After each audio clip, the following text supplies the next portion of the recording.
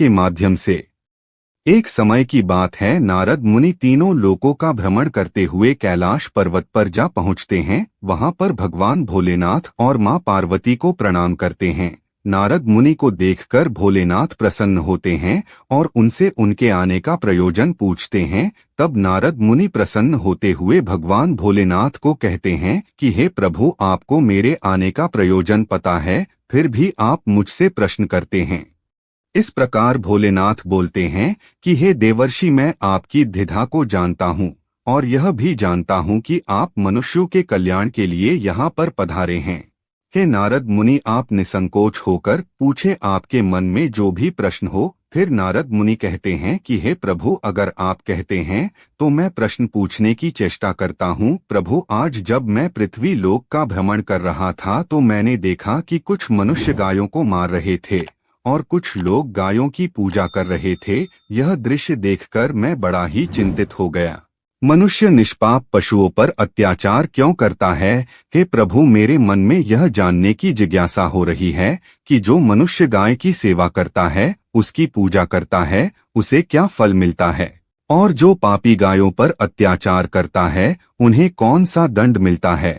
इस प्रकार नारद जी द्वारा प्रश्न पूछे जाने पर भोलेनाथ प्रसन्न होकर कहते हैं, हे नारद मुनि, आपने उत्तम प्रश्न किया है। जो गायों पर अत्याचार करते हैं और उन्हें काट देते हैं, उन्हें नरक में दंड मिलता है, और जो मनुष्य गायों की सेवा करता है, उसे उत्तम लोकों की प्राप्ति होती है। मनुष्य को गाय की सेवा करने से कौन सा फल मिलता है, मैं आपको इस कथा के माध्यम से समझाता हूँ। देव ऋषि, आप इस कथा को ध्यान पूर्वक सुनिए। इस कथा को जो भी मनुष्य सुनता है और इसका प्रचार करता है, उसके समस्त पाप नष्ट हो जाते हैं, उसे धन धान्य की प्राप्ति होती है और मृत्यु के बाद उसे मोक्ष की प्राप्ति होती है।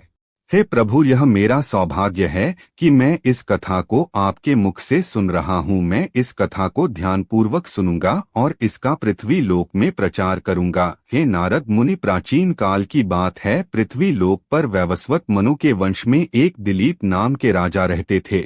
महाराज दिलीप धर्म का पालन करने वाले गुणवान और बड़े पराक्रमी थे। उन्होंने धर्मपूर्वक पृथ्वी का पालन किया और अपनी प्रजा को सदैव ही प्रसन्न रखा। मगध देश की राजकुमारी सुदक्षिणा महाराज दिलीप की पत्नी थी।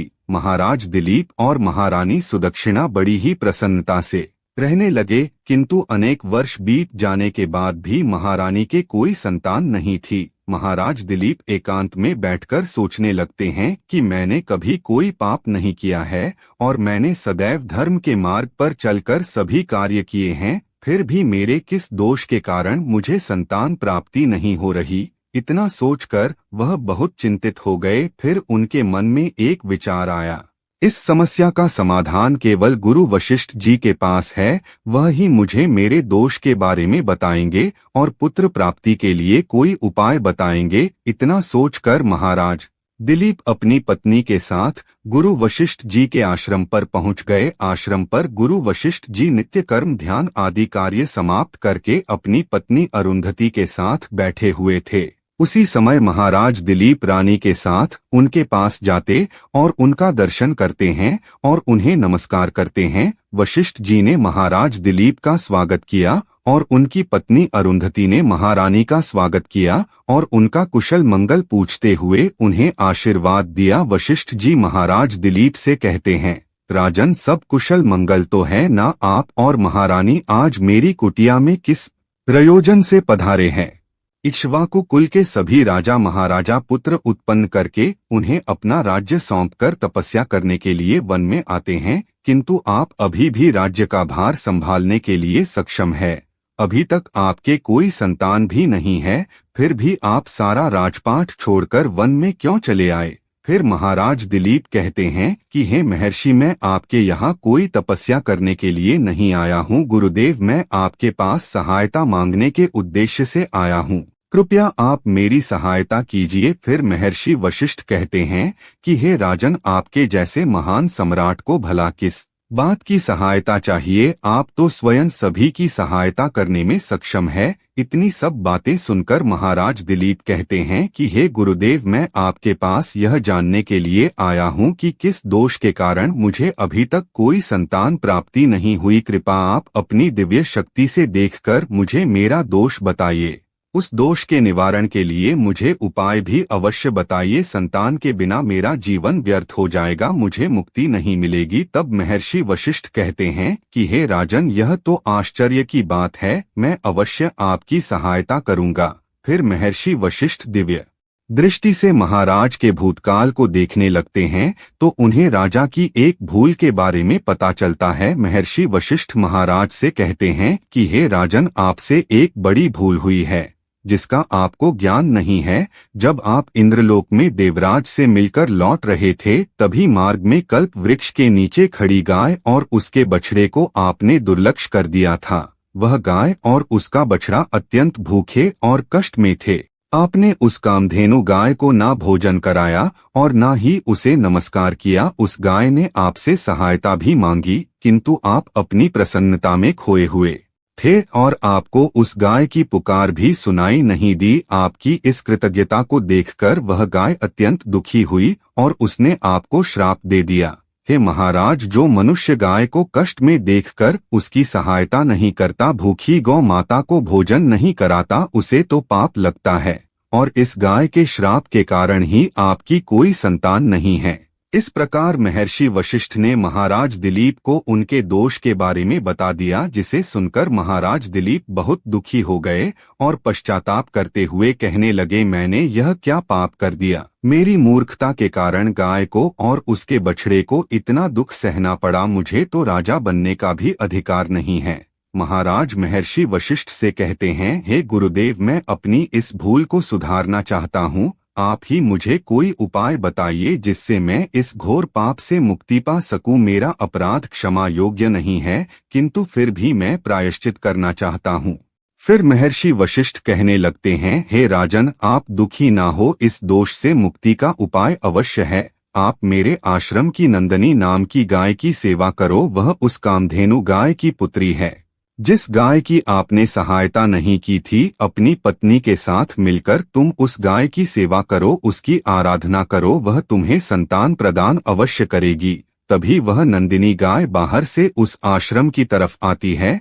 उस गाय को आता देखकर महर्षि वशिष्ठ बोले, हे राजन, देखिए, केवल स्मरण करने मात्र से ही कल्याण करने वाली यह नंदिनी गाय स्वयं चलकर आई है। आप भाग्यशाली हैं। यह गाय निश्चित ही आपके दुख दूर करेगी। आप वन में इस नंदिनी गाय के पीछे पीछे चलकर इसकी सेवा करो। जंगल में रहने वाले हिंसक पशुओं से इसकी रक्षा करो और आश्रम में लौट आने पर रानी सुदक्षिणा इस गाय की सेवा करेगी। इससे प्रसन्न होकर यह गाय तुम्हें निश्चित ही संतान प्रदान करेंगी। महाराज दिलीप ने ऐसा ही करने का वचन दिया और फिर दूसरे दिन सुबह ही महारानी ने गाय की पूजा की और महाराज उस गाय को चराने के लिए वन में लेकर गए। जब गाय चलती तो महाराज उसके पीछे पीछे चलते, इधर उधर से हरी हरी घास लाकर उस गाय को खिलाने लगते। जब वह गाय किसी वृक्ष के नीचे बैठती तो महाराज भी उसके साथ बैठकर विश्राम करते। महाराज उस गाय के शरीर से मक्खियों को और मच्छरों को हटाते और अपने हाथों से उसके मस्तक को सहलाते। इस प्रकार से महाराज उस गाय की सेवा में लगे रहे। शाम होते होते महाराज उस गाय के साथ आश्रम में लौट आए। आश्रम में पहुंचते ही उस गाय ने अपने खुरों से महाराज पर धूल उड़ाई, जिसके कारण महाराज का शरीर पवित्र हो गया। फिर महारानी सुदक्षिणा ने आगे आकर नंदिनी की अगवानी की और विधि पूर्वक उस गाय का पूजन किया तथा उसके चरणों में मस्तक झुकाया। फिर उस गाय की प्रदक्षिणा करके हाथ जोड़कर उसके आगे खड़ी रही। फिर उस गाय ने रानी की पूजा को स्वीकार किया। गाय ने अपनी दृष्टि डालकर रानी के सभी दोष समाप्त कर दिए। गाय की दृष्टि पड़ते ही रानी अत्यंत पवित्र हो गई। इस प्रकार से महाराज दिलीप को उस नंदनी गाय की सेवा करते हुए 20 दिन बीत गए। फिर 21वें दिन महाराज जब गाय को लेकर वन चले गए तो वह गाय चढ़ते चढ़ते हिमालय पर्वत पर चली गई और महाराज भी उसके पीछे पीछे चले गए।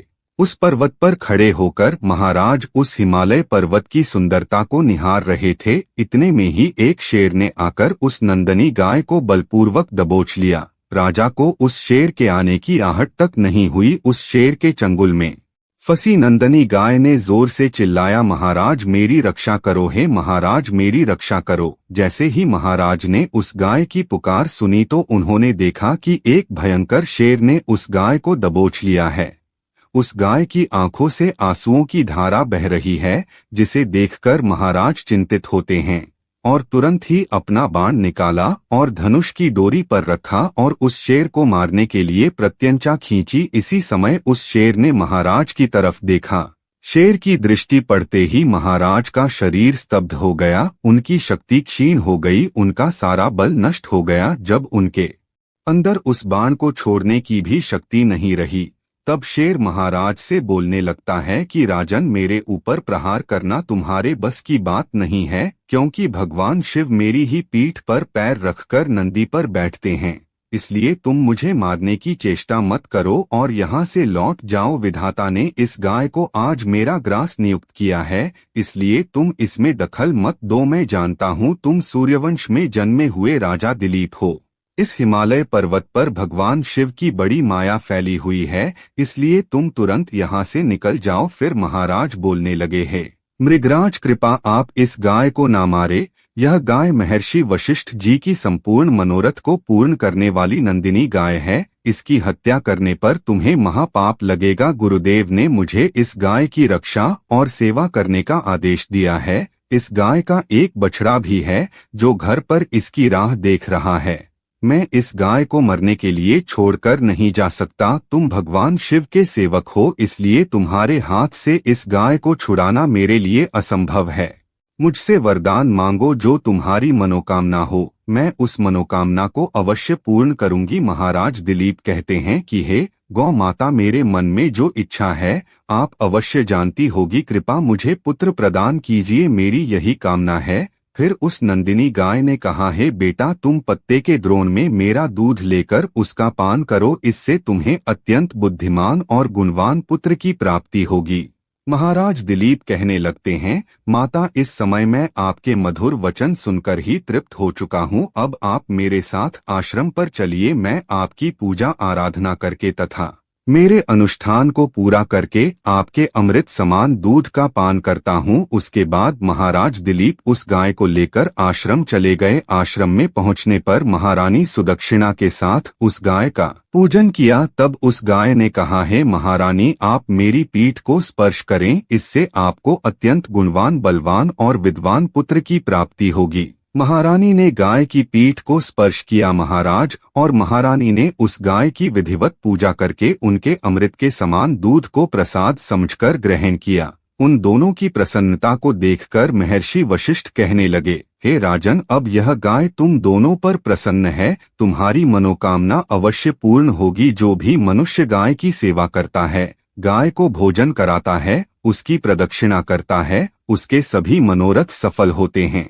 जो मनुष्य गाय की रक्षा करता है, उसकी कभी दुर्गति नहीं होती। मृत्यु के बाद वह गोलोक में जाता है, उसे भगवान श्री कृष्ण के साक्षात दर्शन प्राप्त होते हैं।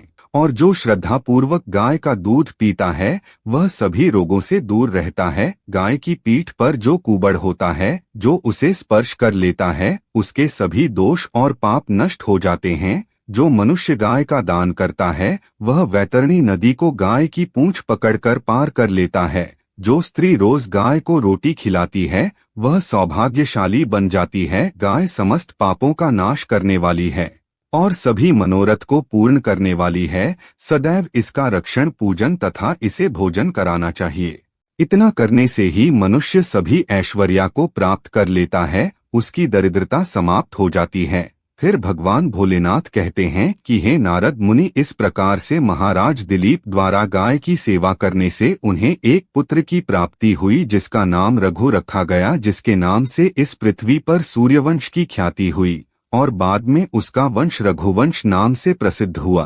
तो मित्रों, आप भी नित्य गाय की सेवा करें, रोज गाय को रोटी खिलाएं। भोलेनाथ आपकी सभी मनोकामना पूर्ण करेंगे। आपको यह कथा कैसी लगी हमें कमेंट करके जरूर बताएं।